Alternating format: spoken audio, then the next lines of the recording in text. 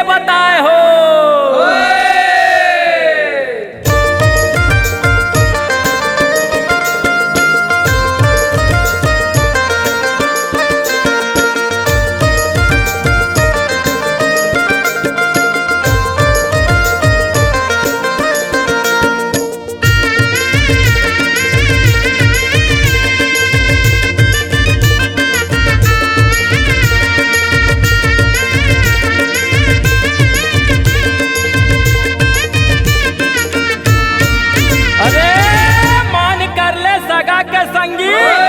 लोटा भर दे दे पानी जी, आए है देवारी सजा ले मुहाटी, आही लक्ष्मी भवानी जी।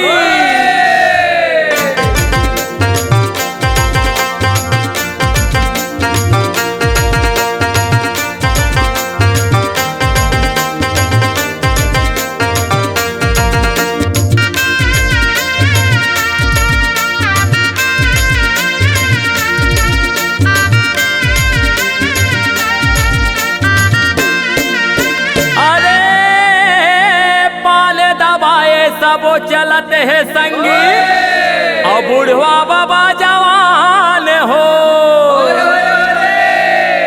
मीठे बोली तोर रखबे भाई, नाव रही तोर महान हो।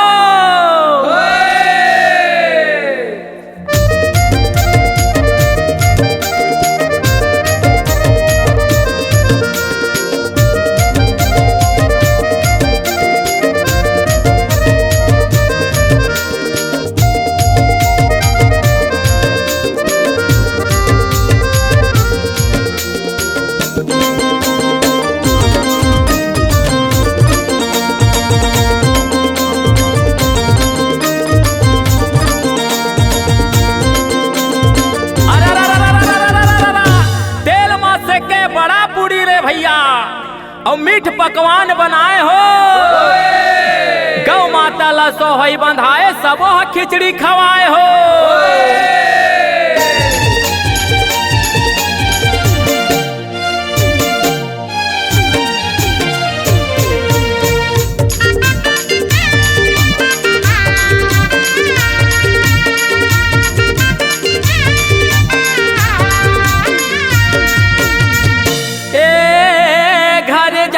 के बेरा मेरा खाओ, दया मयाला बनाए हो। जुग जुग ले सबो लिए दिएगा, तो मन माथे न